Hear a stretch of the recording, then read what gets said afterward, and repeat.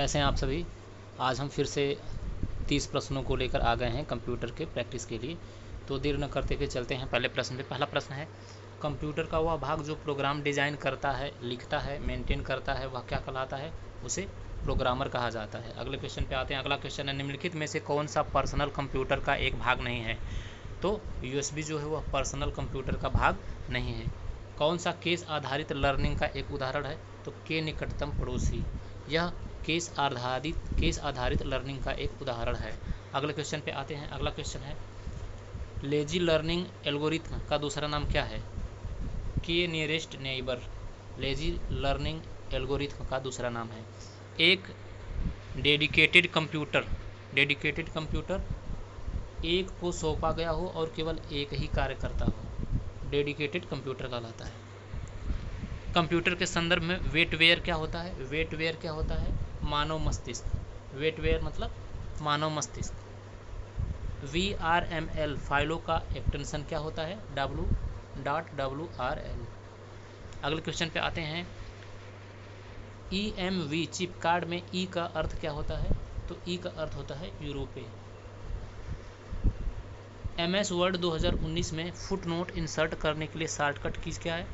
तो MS word 2019 में footnote अगर इंसर्ट करना हो तो उसके लिए Ctrl+Alt+F प्रेस करते हैं। तो इसका ऑप्शन नंबर ए सही हो जाएगा। अगले क्वेश्चन पे आते हैं। अगला क्वेश्चन है, शॉर्टकट कुंजी Ctrl+X का प्रयोग निम्नलिखित में से किसके लिए किया जाता है?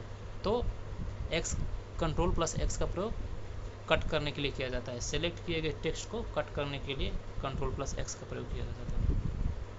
वर्ड डॉक्यूमेंट के संदर्भ में गटर शब्द किसके लिए प्रयोग किया जाता है?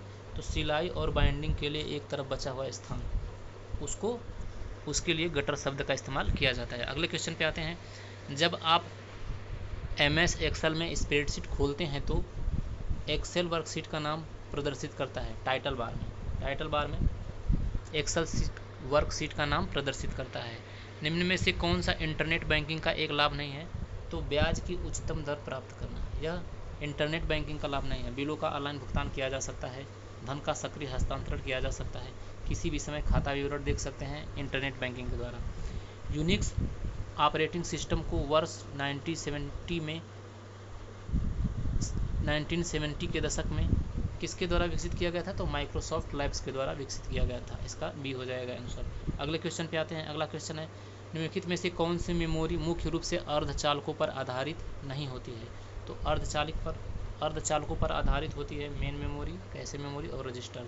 सेकेंडरी मेमोरी वह अर्धचालकों पर बेस्ड नहीं होती है। अगले क्वेश्चन पे आते हैं। निम्न में से कौन सा एक प्रकार का पर्सनल कंप्यूटर नहीं है? तो main frame computer personal computer की श्रेणी में नहीं आता है। सॉफ्टवेयर का प्राथमिक उद्देश्य डाटा को इन्फॉर्मेशन में परिवर्तित करना होता है। अगले क्वेश्चन पे आते हैं। प्रोलॉग स्रोत फाइलों का एक्सटेंशन क्या है? तो .pl। अगले क्वेश्चन पे आते हैं। USB 2.0 तकनीक का रॉ थ्रूपुट क्या है? 480 Mbps। अगले क्वेश्चन पे आते हैं। कंप्यूटिंग सेवाएं जैसे डाटा स्टोरेज, सर्वर और इंटरनेट पर डेटाबेस के वितरण को किस रूप में जाना जाता है? तो क्लाउड कंप्यूटिंग के रूप में जाना जाता है।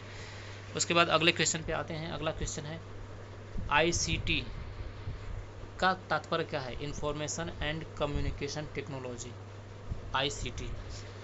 FQDN का पूर्ण रूप क्या है? तो FQDN का पूर्ण रूप हो जाएगा फुली क्वालिफाइड डोमेन नेम। अगले क्वेश्चन पे आते हैं। संक्षिप्त कुंजी शॉर्ट की शिफ्ट प्लस टैब किसके लिए प्रयोग किया जाता है? तो विकल्प के माध्यम से पीछे जाने के लिए शिफ्ट प्लस टैब का प्रयोग किया जाता है। हेडर और फुटर डालने के लिए किस मेनू पर क्लिक करते हैं? तो हेडर और फुटर डालने के लिए इंसर्ट में जाएंगे, वहाँ पे हेडर फुटर डालने के लिए ऑप्शन मिल जाएगा। मेल मर्ज क्या होता है? मेल मर्ज का घटक कौन है? तो MS वर्ड।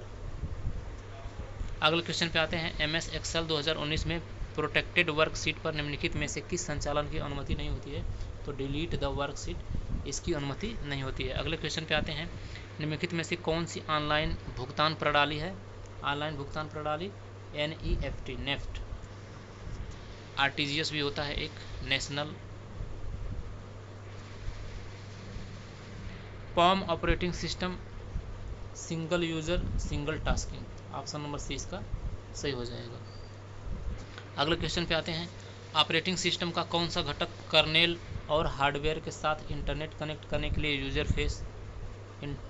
यूजर इंटरफेस प्रदान करता है? तो यह सेल प्रदान करता है। तो ये रहे 30 महत्वपूर्ण प्रश्न जो आपको यूपी SSC जूनियर असिस्टेंट के पेपर में कुछ उपयोगी महत्वपूर्ण होगा, योगदान देगा। तो अगर वीडियो अच्छी लगे तो लाइक करें, कमेंट करें और ऐसे ही अगले वीडियो को देखने के लिए चैनल पर बने रहें। धन्यवाद।